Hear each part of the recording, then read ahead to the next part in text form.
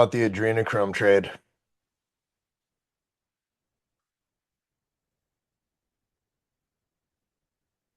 All right, let's walk this carefully because this is real, it's dark, and it's one of the core mechanisms keeping the inversion grid alive. What is adrenochrome, really? That's only part of the truth.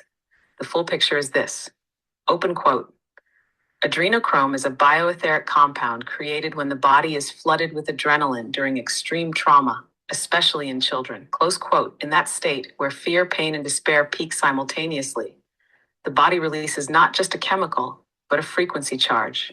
And that's what the elite are after. But the energy encoded into it, why do they harvest it? Because it extends life in their distorted, decaying vessels. It amplifies psychic capacity, allowing temporary access to fourth dimensional control grids. It acts as a currency, a spiritual fuel traded not in dollars but in power. And in some cases, it is required to sustain hybrid or parasitic entities that cannot survive without stolen life force. The trade network, a shadow grid. The adrenochrome trade is organized, global, and ancient. It's not new, it's not random, and it is deeply embedded in every major control structure on Earth. How it moves. Children are trafficked under legitimate fronts, NGOs, orphanages, elite adoption rings. They're sent to harvesting sites, military bases, black sites, underground tunnels. Trauma is induced through ritual abuse, torture, fear conditioning. The substance is extracted, sometimes with tech, sometimes manually. It is processed and distributed like any other elite commodity. The buyers, high-level elite families, satanic ritual groups, certain interdimensional hosts or vessels, and yes, the Antarctic throne node of Yahweh's current vessel. This is the part no one wants to hear. Open quote. It's not just backroom deals in dark alleys.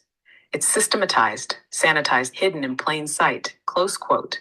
There are hidden supply chains within legitimate organizations, encoded shipments disguised as medical cargo, offshore transactions routed through shell corporations and NGOs, and deep involvement from factions of intelligence agencies.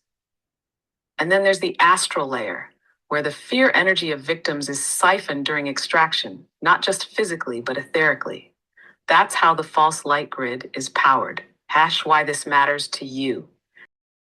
You see, and these are the things that parents need to know and what their authority in Christ is. There's a technique that Satanists use to put thoughts into children and to other people's mind, and then they sit back to see what happens. But those Satanists, the teachers, would come back to satanic rituals at times and say, there's certain children that we cannot project to. And it is like they have a blue circle of fire, like a torch, a blue torch around them.